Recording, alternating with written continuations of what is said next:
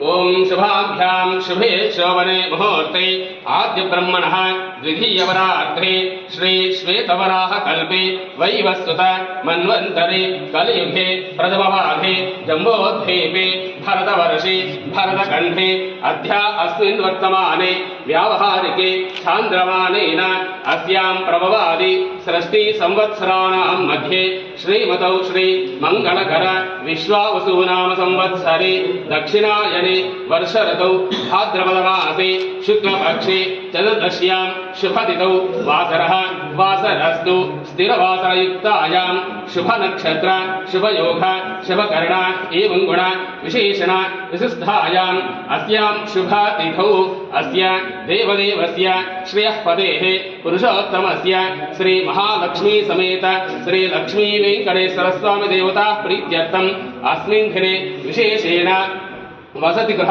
आरंभं करिष्यामः।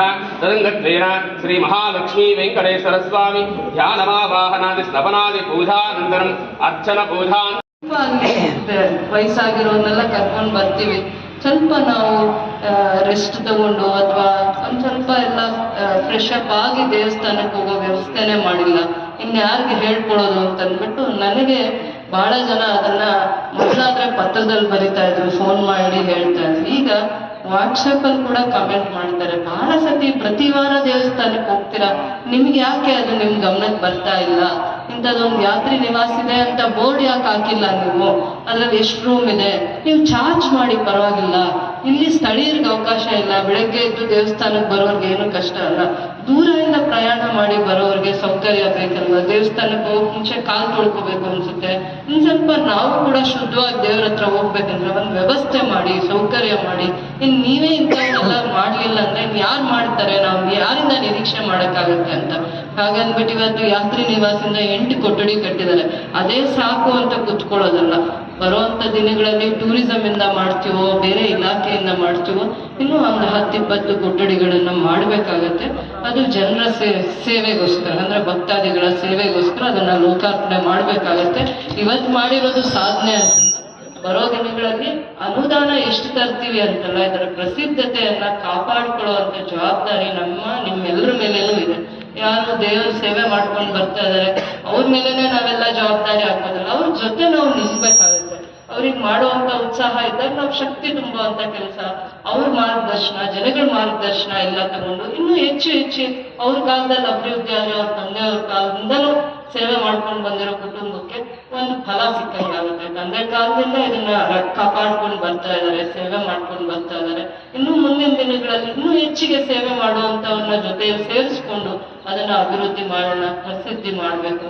ನಾವು ಬಿಟ್ಟೋಗುವಂಥದ್ದು ಏನಾಗ್ಬೇಕಂದ್ರೆ ನಮ್ಮ ಕೆಲಸಗಳು ನಾವು ಬಿಟ್ಟು ಹೋಗ್ಬೇಕು. ಮಾತುಗಳು ಬಿಟ್ಟು ಹೋಗೋದ್ರಿಂದ ಅದು ಸಾಧನೆ ಆಗಲ್ಲ. ಆಮೇಲೆ ಬಹಳ ಜನ ಇವತ್ತು ನಮ್ಗೆ ಅಮ್ಮ ಅಣ್ಣ ಯಾವಾಗ್ಲೂ ದೇವಸ್ಥಾನಕ್ಕೆ ಬಂದೇ ಇರಲ್ಲ. ಇವತ್ತು ಬೆಟ್ಟ ಹಾಕ್ಲಿಲ್ಲ. ನನ್ನ ಮನ್ಸೆಲ್ಲ ಯಾವ್ದಾದ್ರು ಒಂದು ರೂಪದಲ್ಲಿ ಮೆತ್ತಿಗೆ ಬಂದೇ ಬರ್ತಾರೆ ಅಂತ ನನ್ನ ಮನ್ಸಲ್ಲಿ ಕಾಯ್ತಾ ಇತ್ತು. ಬರ್ಲೇ ಇಲ್ಲ. ಹಾಗಾದ್ಮೇಲೆ ಇನ್ನೂ ವಯಸ್ಸಾಗಿರೋರು 1 ವರ್ಷದಲ್ಲಿ ಒಂದ್ಸತಿ ಆದ್ರೂ ಮನೆ ದೇವ್ರ ದರ್ಶನ ಮಾಡ್ಬೇಕು, ದೇವ್ರ ಮುಖ ನೋಡ್ಬೇಕು ಅಂತ ವಯಸ್ಸಾಗಿರೋರು 50, 60, 70 ವರ್ಷ ದಾಟಿರೋರ್ಗ ಮನ್ಸು ಚಟ್ಪಡಿಸ್ತಾ ಇರುತ್ತೆ. ಇವತ್ತು ಒಳ್ಳೆ ದಿನ, ಇವತ್ತು ಶ್ರಾವಣ, ಇವತ್ತು ನಾನು ಹುಟ್ಟಿದ ಹಬ್ಬ, ಇವತ್ತು ನಮ್ಮ ಮನೆ ಹಬ್ಬ ಅಂತ ಅನ್ಕೊಂಡು ಎಷ್ಟು ಜನ ಅಲ್ಲಿವರೆಗೂ ಮೆಟ್ಲತ್ತಕ್ಕಾಗಿ ಹೋಗುವಂತ. ಅದಕ್ಕೆ ರೋಪ್ ವೇ ಮಾಡೋಣ ಅಂತ ಫಸ್ಟ್ ಮೀಟಿಂಗ್ ಅಲ್ಲಿ ಚರ್ಚೆ ಮಾಡಿದ್ವಿ. ರೋಪ್ ವೇ ತರ ಮಾಡೋಣ ಅಂತ. ಅದಾದ್ಮೇಲೆ ವೆಹಿಕಲ್ಸೇ ಬೆಟ್ಟದ ಹತ್ರ ಹೋಗುವಂತ ಒಂದು PWD ಇಲಾಖೆ ಮುಖಾಂತರ ಎಸ್ಟಿಮೇಟ್ಸ್ ಮಾಡ್ತಿದೀವಿ. ಸರ್ಕಾರ ನನಗೆ ಡೆವಲಪ್ಮೆಂಟ್ಗೆ ಕೊಟ್ಟಿರೋ ಅನುದಾನದಲ್ಲಿ ಈಗ ಸದ್ಯಕ್ಕೆ 2 ಕೋಟಿ ಇಟ್ಟಿದ್ದೀವಿ. ಮುಂದಿನ ದಿನಗಳಲ್ಲಿ ದೇವಸ್ಥಾನದ ಅಭಿವೃದ್ಧಿಗೆ ಇಷ್ಟೇ ದುಡ್ಡು ಅಷ್ಟೇ ದುಡ್ಡು ಅಂತ ನಾನು ಲೆಕ್ಕಾಚಾರ ಮಾಡಲ್ಲ. ಇವತ್ತು ದೇವರ ದರ್ಶನ ಮಾಡ್ಲಿಕ್ಕೆ ಈ ಬೆಟ್ಟದಿಂದ ಮತ್ತೆ ಆ ಬೆಟ್ಟಕ್ಕೂ ಅನುಕೂಲ ಆಗುವಂಗೆ, ಮತ್ತೆ 2 ಬೆಟ್ಟದಿಂದ ಮತ್ತೆ ವಾಪಸ್ಸು ರೋಡ್ಗೆ ಕನೆಕ್ಟಿವಿಟಿ ಆಗುವಂಗೆ ಸದ್ಯಕ್ಕೆ 2 ಕೋಟಿ ಅನುದಾನದಲ್ಲಿ ಎಲೆಕ್ಟ್ರಿಕ್ ವೆಹಿಕಲ್ಸ್ ಅಲ್ಲಿ ಹೋಗಿ ಅವ್ರನ್ನ ಬಿಟ್ಟು ಮತ್ತೆ ಕರ್ಕೊಂಡು ಬರುವಂತ ವ್ಯವಸ್ಥೆ ಮಾಡ್ಬೇಕು. ಯಾರು ಮೆಟ್ಲು ಹತ್ತಕ್ ಆಗದೆ ಇರೋರಿಗೆ. ಅದಾದ್ಮೇಲೆ ಲಿಫ್ಟ್ಗೆ ಪ್ರಾವಿಷನ್ ಮಾಡ್ಕೊಂಡಿದ್ದಾರೆ. ಅದು ದೇವಸ್ಥಾನದ ಕಮಿಟಿಯಲ್ಲಿ, ದೇವಸ್ಥಾನದ ಒಂದು ಅಭಿವೃದ್ಧಿ ಕಮಿಟಿ ಇದೆ, ಅದರಲ್ಲಿ ಅನುದಾನ ಸಂಗ್ರಹಣೆ ಆಗಿರುತ್ತೆ. ಎಲ್ಲಾ ವರ್ಷಗಳಿಗಿಂತ ಈ ವರ್ಷ ಶ್ರಾವಣದಲ್ಲಿ ವಿಶೇಷವಾಗಿ 20-30 ಲಕ್ಷ ಮಾತ್ರ ಕಾಣಿಕೆ ಕಲೆಕ್ಟ್ ಆಗ್ತಾ ಇದೆ. ಈ ವರ್ಷ 10 ಲಕ್ಷ ಜಾಸ್ತಿ ಆಗಿದೆ. ಅಂದ್ರೆ 40 ಲಕ್ಷ 30 ಲಕ್ಷ ಕಾಣಿಕೆ ಬಂದಿದೆ. ಶ್ರಾವಣದಲ್ಲಿ ಮಾತ್ರನೇ ಕೂಡ 3 ಲಕ್ಷ ಶ್ರಾವಣದಲ್ಲಿ, ಬರೀ ಶ್ರಾವಣದಲ್ಲಿ 30 ಲಕ್ಷ ಕಾಣಿ 1 ಕೋಟಿ 80 ಲಕ್ಷ ಬಂದಿದೆ. 3 ತಿಂಗಳಲ್ಲಿ 1 ಕೋಟಿ 85 ಲಕ್ಷ 3 ವರ್ಷದಲ್ಲಿ. ಕೂದಲು ಕೂಡ ಇನ್ನೊಂದು ತಿಂಗಳು ಕಡಿಮೆ ಆಗಿದೆ. 3 ವರ್ಷಕ್ಕೆ 1 ಕೋಟಿ 85 ಲಕ್ಷ ಸಂಗ್ರಹಣೆ ಆಗಿದೆ. ಕೂದಲನ್ನ ಹರಾಜಾಗ್ತಾರಲ್ಲ, ಇಲ್ಲೆಲ್ಲ ಕೂದಲು ಕೊಡ್ತಾರಲ್ಲ ದೇವರಿಗೆ, ಈ ತರ ಎಲ್ಲ ಅದನ್ನ ಹಂತ ಹಂತವಾಗಿ ಅಭಿವೃದ್ಧಿ ಮಾಡ್ಬೇಕು. ಆ ದೂರದೃಷ್ಟಿಯಿಂದ ಕೆಲಸ ಮಾಡೋಣ. ಬರೀ ಮಾಡಿದೀವಿ ಅನ್ನೋದು ಸಾಧ್ಯ ಇಲ್ಲ, ಏನೂ ಅಲ್ಲ. ದೇವ್ರ ಸೇವೆಯಲ್ಲಿ ಇದು ತುಂಬಾ ಧೂಳಿಗಿಂತ ಕಡಿಮೆ ಸೇವೆನೇ ಮಾಡಿದೀವಿ. ಇದೇನು ವಿಶೇಷ ಅಲ್ಲ. ಆದ್ರೆ ನಾವು ಮಾಡೋ ಅಂಥದ್ದು ಜನರದನ್ನ ಒಪ್ಕೋಬೇಕು. ದೇವ್ರ ಸೇವೆ ಮಾಡಬೇಕು ಅಂತ ದೂರದಿಂದ ಬರ್ತಾರಲ್ಲ, ಎಲ್ಲೆಲ್ಲಿಂದ ದೂರದಿಂದ ಬರೋರು ತೃಪ್ತಿಯಿಂದ ಒಂದು ಅರ್ಧ ಗಂಟೆ ವಿಶ್ರಾಂತಿ ಮಾಡಿ, ದೇವರ ದರ್ಶನ ಮಾಡಿ, ಗಿಡಗಳ ಹತ್ರ ಕುತ್ಕೊಂಡು ಪ್ರಸಾದ ಸೇವೆ ಮಾಡ್ಕೊಂಡು ಹೋಗ್ತಾರಲ್ಲ, ಅವತ್ತು ತೃಪ್ತಿ ಇರುತ್ತೆ. ಸಾಧನೆ ಮಾಡೋದಕ್ಕೆ ಬಹಳ ಇರುತ್ತೆ.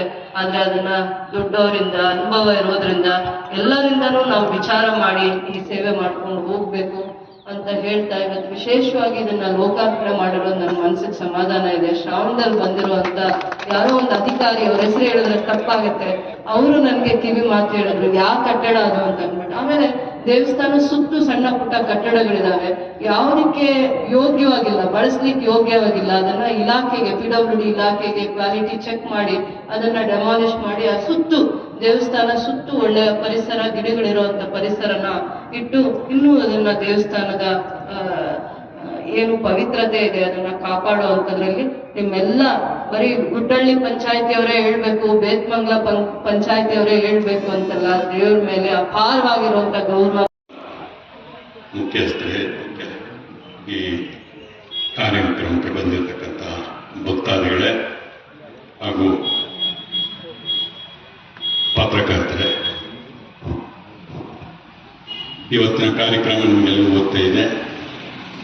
ಈ ಬಿಲ್ಡಿಂಗನ್ನು ತೆರೆಯುವಂಥ ಪ್ರೋಗ್ರಾಮು ಇದು ಸುಮಾರು 3 ವರ್ಷ ಅಂದರೆ 22ನೇ ಇಸ್ವಿಯಲ್ಲಿ ನಮ್ಮ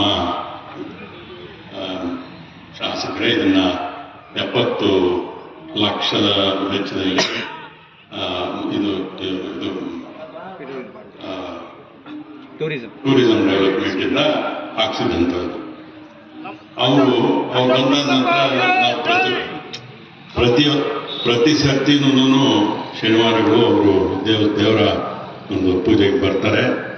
ಅವರ ದೇವರ ಮೇಲೆ ಇರ್ತಕ್ಕಂಥ ಭಕ್ತಿ ಅಪಾರವಾದ್ದು. ತಂದೆಯವ್ರಿಗೂ ಅದೇ ರೀತಿಯಾಗಿ ಭಕ್ತಿ ಇರ್ತಕ್ಕಂಥದ್ದು, ಅವ್ರಿಗೂ ಅದೇ ರೀತಿಯಾಗಿ ಭಕ್ತಿ ಇದೆ. ಮುನಿಯಪ್ಪಣ್ಣವರು ಇವತ್ತು ಅವರು ಇವಾಗ ದೇವಸ್ಥಾನದ ದೇವರನ್ನ ಪೂಜೆಗೆ ಹೋದಾಗ ಪ್ರತಿಯೊಂದನ್ನು ಗಮನಿಸ್ತಾರೆ. ಸಣ್ಣ ಸಣ್ಣ ಪೂಜೆ ಯಾವ ರೀತಿಯಾಗಿ ಮಾಡ್ತಾರೆ, ದೇವರ ಮುಂದೆ ಎಷ್ಟು ತಂದಂತಹ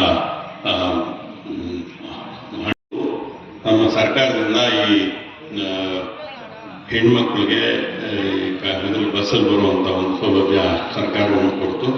ಎರಡನೇದು ಇಲ್ಲಿರ್ತಕ್ಕಂಥ ಸೌಲಭ್ಯಗಳು ಒಂದೊಂದಾಗಿ ತಗೊಂಡಿದ್ದೀವಿ. ಸೌಲಭ್ಯಗಳು ಕೊಡಲಿಕ್ಕೆ ಮಾಡಲಿಕ್ಕೆ ಮಾಡ್ತಾ ಇದ್ದೀವಿ. ಅದಕ್ಕೆ ನಮ್ಮ ರೂಪಮ್ಮನವರ ಪ್ರತಿಯೊಂದು ಸ್ಟೇಜಲ್ಲೂ ನಮಗೆ ಸಹಕರಿಸಿ ಮಾಡೋದಕ್ಕೆ ನಮಗೂ ಒಂದು ಉತ್ಸಾಹವನ್ನು ತುಂಬ್ತಾರೆ. ಇವಾಗ ಬರುವಂಥ ಪ್ರೋಗ್ರಾಮ್ಗಳಲ್ಲಿ ಇವತ್ತು ಈ ಪ್ರೋಗ್ರಾಮ್ ಇಟ್ಕೊಳ್ಬೇಕು ಅಂತ ಇದ್ದಿದ್ದಲ್ಲ. ಆ್ಯಕ್ಚುಲಿ ಅವರು ಏನು ಇಷ್ಟು ದಿವಸ ಇಟ್ಕೊಳ್ಳೋದು ಬೇಡ, ಅವ್ರಿಗೆ ಬರುವಂಥ ಭಕ್ತಾದಿಗಳಿಗೆ ಅನುಕೂಲ ಆಗಲಿ ಅನ್ನೋ ಒಂದು ಕಾರಣದಿಂದ ನಾವು ಮಿನಿಸ್ಟರ್ ಬರ್ತಾರೆ 2-3 ಪ್ರೋಗ್ರಾಮ್ ಇಟ್ಕೊಂಡಿರ್ತಕ್ಕಂಥದ್ದು. ಯಾವುದು ಅಂತ ಹೇಳಿದ್ರೆ ಈಗ ಮೇಲಕ್ಕೆ ಹೋಗುವಂಥದಕ್ಕೆ ಒಂದು ಲಿಫ್ಟ್ಗಳನ್ನ ಅಳವಡಿಸೋದಕ್ಕೆ ಮಾಡಿದ್ದೀವಿ.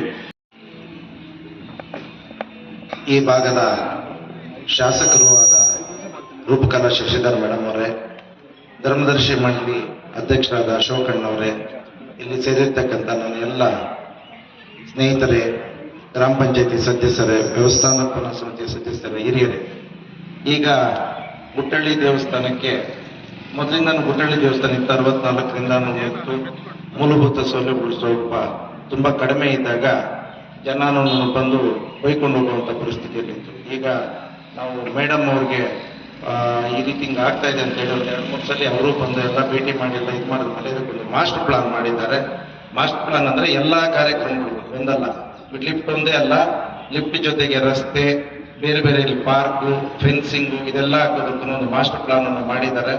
ಆ ಒಂದು ಇದನ್ನ ಮಾಡೋದಕ್ಕೆ ಇದುವರೆಗೂ ಯಾವ ಶಾಸಕರು ಬಂದ್ರು ದೇವಸ್ಥಾನ ಆಗ್ಲಿ ಈ ಟೂರಿಸಂಗಾಗ್ಲಿ ಒತ್ತು ಕೊಡ್ತಾ ಇರ್ಲಿಲ್ಲ ನಮ್ಮ ಕಡೆ.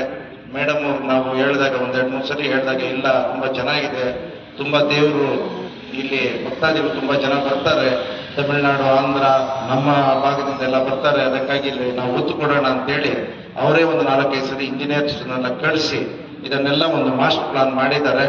ಈಗ ಅಶೋಕಣ್ಣವ್ರು ಹೇಳ್ದಂಗೆ 2.5 ಕೋಟಿ ಲಿಫ್ಟ್ಗೆ ದಾರಿ ಮಾಡೋದಕ್ಕೆ ಈಗ ಅನುದಾನ ಹುಟ್ಟಿದ್ದಾರೆ. ಈಗ ಶ್ರೀನಿವಾಸ ಆಯ್ತು. ಇದೆಲ್ಲದಕ್ಕಿಂತ ಹೆಚ್ಚಿಗೆ ನಮಗೆ ಈ ದೇವಸ್ಥಾನಕ್ಕೆ ನಾನು ತಮ್ಮಲ್ಲಿ ಬೇಡಿಕೊಳ್ಳೋದೇನೆಂದ್ರೆ ಮಾನ್ಯ ಶಾಸಕರಲ್ಲಿ ಈ ಇದಕ್ಕೊಂದು ಇದು ತೆಗೆದು ಗಲೀಜು ಇದೆಲ್ಲ ಇದೆ ಅದನ್ನೆಲ್ಲ ಸ್ವಲ್ಪ ತೆಗೆಸ್ಬೇಕು. ಆಮೇಲೆ ನೀಲಗಿರಿ ತೂಪನ್ನು ಮಾರಾಟ ಮಾಡೋದಕ್ಕೆ ಫಾರೆಸ್ಟ್ ಅವ್ರಿಗೆ ತಾವು ದಯವಿಟ್ಟು ಇನ್ನೊಂದು ಮೀಟಿಂಗ್ ಮಾಡಿ ಅದಕ್ಕೆ ಇನ್ಸ್ಟ್ರಕ್ಷನ್ಸ್ ಕೊಡಬೇಕು. ಆಮೇಲೆ ಇದನ್ನು ಸರ್ವೆ ಹೆಂಗ್ ಮಾಡಿದಾರೋ ಅದನ್ನ ದಾಖಲಾತಿಗಳನ್ನ ಮಾಡಿಕೊಡ್ಬೇಕು ಅಂತೇಳಿ ಎಲ್ಲಾ ಭಕ್ತರು ನಮ್ಮ ಗ್ರಾಮ ಪಂಚಾಯತಿ ಪರವಾಗಿ ತಮ್ಮಲ್ಲಿ ಮನವಿ ಮಾಡ್ತಾ ಈ ಎಲ್ಲಾ ಕಾರ್ಯಕ್ರಮಗಳಿಗೂ ತಾವು ಅತಿ ವಿಶೇಷವಾಗಿ ಆಸಕ್ತಿ ವಹಿಸಿ ಮಾಡ್ತಾ ಇರೋದಕ್ಕೆ ತಮ್ಮೆಲ್ಲರ ಪರವಾಗಿ ಧನ್ಯವಾದಗಳನ್ನು ಹೇಳ್ತಾ ನನ್ನ ಮಾತನ್ನು ಮುಗಿಸ್ತೇನೆ. ನಮಸ್ಕಾರ.